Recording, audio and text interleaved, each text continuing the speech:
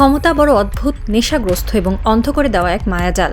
যখন কোনো মানুষ বা একটি পরিবার এই ক্ষমতার মসনদে যুগের পর যুগ ধরে বসে থাকে, তখন তাদের চারপাশের স্তাবক আর চাটুকারেরা তাদের মগজে একটি ভয়ঙ্কর বিষ ঢুকিয়ে দেয়। তারা বোঝাতে শুরু করে, আপনি অদ্বিতীয়, আপনি আনপ্যারালাল, আপনাকে ছাড়া এই দেশ অচল, এই পৃথিবী অচল।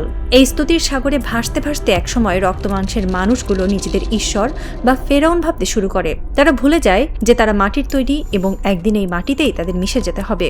তারা রাষ্ট্রযন্ত্র, পুলিশ, সেনাবাহিনী আর বিচার ব্যবস্থাকে নিজেদের পকেটে পুরে ফেলে মনে করে তাদের এই সিংহাসন অবিনশ্বর, তাদের পতন অসম্ভব। কিন্তু তারা একটি চরম সত্য ভুলে যায়। যখন পৃথিবীর কোনো শাসক দম্ভ ভরে নিজেকে আনপ্যারালাল বা অদ্বিতীয় বলে দাবি করে, ঠিক তখনই মহাকালের সিংহাসনে বসে থাকা সর্বশক্তিমান সৃষ্টিকর্তা মুচকি হাসেন। তিনি তার নিজস্ব অদ্ভুত এবং নাটকীয় উপায়ে সেই দাম্ভিকদের জানিয়ে দেন, এই মহাবিশ্বে আনপ্যারালাল কেবল একজনই, আর তিনি হলেন সৃষ্টিকর্তা স্বয়ং। বাকি সব অহংকার কেবলই তাসের ঘর। ইতিহাসের পাতাগুলো উল্টালে এমন আনপ্যারালাল দাবি করা স্বৈরাচারীদের পতনের ভুরি ভুরি দৃষ্টান্ত চোখে পড়ে, যা যে কোনো থ্রিলার গল্পকেও হার মানায়। একদম নিখুঁত একটি উদাহরণ চেঙ্গিস খান। চেঙ্গিস খান ছিলেন পৃথিবীর ইতিহাসের অন্যতম সেরা সামরিক জাদ্রেল শাসক এবং ইতিহাসের সবচেয়ে ভয়ঙ্কর জেনোসাইডার বা গণহত্যাকারী। তার অশ্বারোহী বাহিনীর খুরের শব্দে এশিয়া থেকে ইউরোপ পর্যন্ত রাজাদের রক্ত হিম হয়ে যেত। তিনি কোটি কোটি মানুষকে হত্যা করে মাথার খুলি দিয়ে পাহাড় বানিয়েছিলেন। তার ধারণা ছিল পৃথিবীর কোনো অস্ত্র, কোনো সেনাবাহিনী তাকে হত্যা করতে পারবে না। কিন্তু সৃষ্টিকর্তা তাকে কিভাবে শেষ করলেন? কোনো বিশাল যুদ্ধে নয়, কোনো পরাক্রমশালী বীরের তলোয়ারের আঘাতেও নয়। বিশ্বের অর্ধেক জয় করা এই দানবের পতন হয়েছিল অত্যন্ত তুচ্ছ হাস্যকর একটি কারণে। সামান্য একটি ঘোড়ার পিঠ থেকে পড়ে গিয়ে। ঘোড়া থেকে পড়ে যাওয়ার পরে তিনি আঘাতে ধুকে ধুকে মারা যান। নমরুদের কথা মনে আছে? নিজেকে খোদা দাবি করা সেই নমরুদ, যার বিশাল সাম্রাজ্য আর অট্টালিকার অহংকার আকাশ ছুঁয়েছিল। সৃষ্টিকর্তা তাকে মারার জন্য কোনো বিশাল ড্রাগন পাঠাননি, পাঠিয়েছিলেন পৃথিবীর সবচেয়ে ক্ষুদ্র এবং বিরক্তিকর প্রাণী, একটি ল্যাংড়া মশা। সেই মশা নমরুদের নাকের ফুটো দিয়ে মগজে ঢুকে যায়, আর মশারের কামড়ের যন্ত্রণায় নিজের মাথায় জুতো পেটাতে পেটাতে সেই আনপ্যারালাল রাজার করুণ মৃত্যু হয়। গ্রিক বীর আলেকজান্ডার দ্য গ্রেট, যিনি পুরো পৃথিবী জয় করার স্বপ্নে মত্ত ছিলেন, তার মৃত্যু হয়েছিল মাত্র 32 বছর বয়সে, সামান্য একটি মশার কামড়ে হওয়া ম্যালেরিয়া বা টাইফয়েড জ্বরে। ইতিহাস বারবার এই মেসেজটাই দিয়ে যায়, পরাশক্তিদের অহংকার চূর্ণ করার জন্য সৃষ্টিকর্তার কোনো বিশাল আয়োজনের প্রয়োজন হয় না। প্রকৃতির একটি ছোট্ট তুচ্ছ ইশারাই যথেষ্ট। এবার ইতিহাসের সেই অমোঘ সূত্রটিকে আমাদের চোখের সামনে ঘটে যাওয়া 5 আগস্টের বাস্তবতার সাথে মিলিয়ে দেখুন। গত 15 বছর ধরে বাংলাদেশে কি চলছিল? শেখ হাসিনা এবং তার পরিবার নিজেদের আক্ষরিক অর্থেই আনপ্যারালাল হিসেবে প্রতিষ্ঠিত করেছিল। মন্ত্রী, এমপি, আমলা থেকে শুরু করে রাস্তার পাতি নেতা পর্যন্ত সবাই একটা কথাই বলতো, নেত্রী ছাড়া বাংলাদেশ অন্ধকার, ওনার কোনো বিকল্প নেই। তারা এমন এক ভয়ের রাজত্ব, এমন এক আয়নাঘর আর পুলিশি রাষ্ট্র কায়েম করেছিল যে দেশের 18 কোটি মানুষের মনেও একটা বদ্ধমূল ধারণা তৈরি হয়ে গিয়েছিল। দেশের প্রতিটি সাধারণ মানুষই মনে মনে ভাবত, এই মহিলার পতন তো স্বাভাবিকভাবে কোনোদিন সম্ভব নয়। হয়তো তার মৃত্যু ছাড়া এই দেশ স্বৈরাচারের হাত থেকে মুক্তি পাবে না।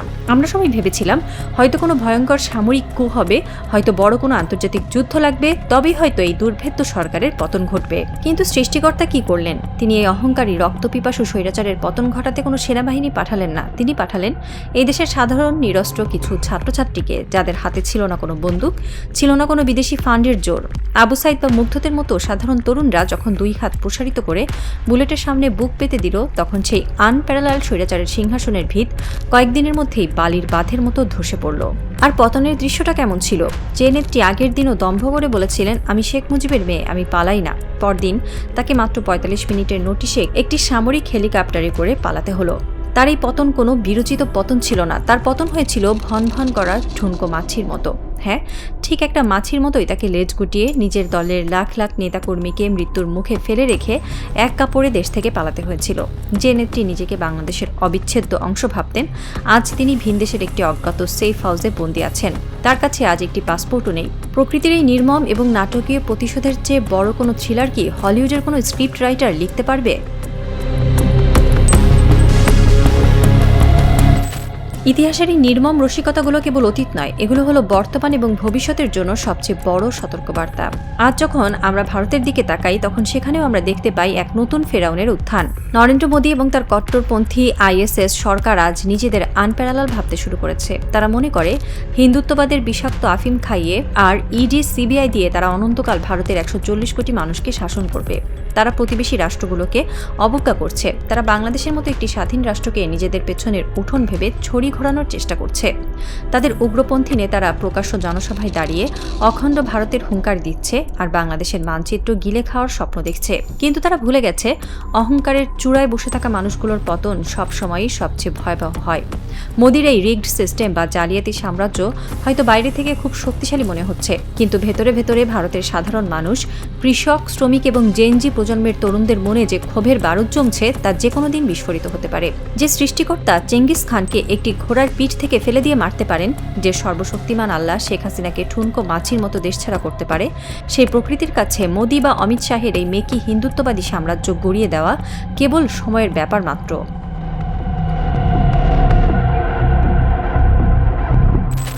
রাত গভীর হচ্ছে। দিল্লির রায়সিনা হিলে হয়তো আজ কারো চোখে ঘুম নেই। সাউথ ব্লকের কর্তারা হয়তো তাদের শীতাতপ নিয়ন্ত্রিত ওয়ার রুমে বসে সিসিটিভি ক্যামেরায় দেখছেন রাজপথের আন্দোলনরত তরুণদের মুখ। তারা হয়তো ভাবছেন, পুলিশ দিয়ে, টিয়ার গ্যাস দিয়ে তারা আরও কিছুদিন নিজেদের মসনদ টিকিয়ে রাখবেন।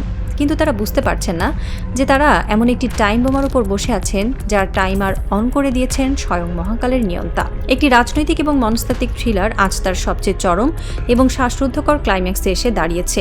দাবার বোর্ডে অহংকারী রাজারা তাদের কিস্তিমাতের টিকে এগোচ্ছে, ঘড়ির কাঁটা এগোচ্ছে। খুব শিগগিরই হয়তো এমন এক দিন আসবে যেদিন ভোরের আলো ফোটার ঠিক আগেই দিল্লির রাজপথেও শোনা যাবে সেই একই গগনবিদারী হুঙ্কার যা একদিন ঢাকার রাজপথকে প্রকম্পিত করেছিল।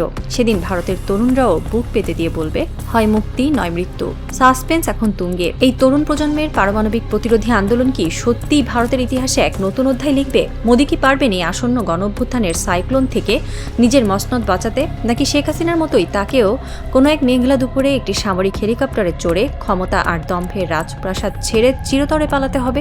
অপেক্ষা কেবল সেই চূড়ান্ত বিস্ফোরণের। কারণ এই মহাবিশ্বে যখনই কোনো মানুষ বা পরিবার নিজেদের আনপ্যারালাল ঘোষণা করে, সৃষ্টিকর্তা তখনই তার সবচেয়ে নিপুণ এবং নাটকীয় স্ক্রিপ্টটি লেখা শুরু করেন। মেঘ ঘনীভূত হচ্ছে আর ইতিহাস নিঃশব্দে অপেক্ষা করছে এক প্রলয়ঙ্কারী সাইক্লোনের, যে সাইক্লোন ধুয়ে মুছে সাফ করে দেবে অহংকারীদের সমস্ত মেকি রাজত্ব। খেলা তো কেবল শুরু।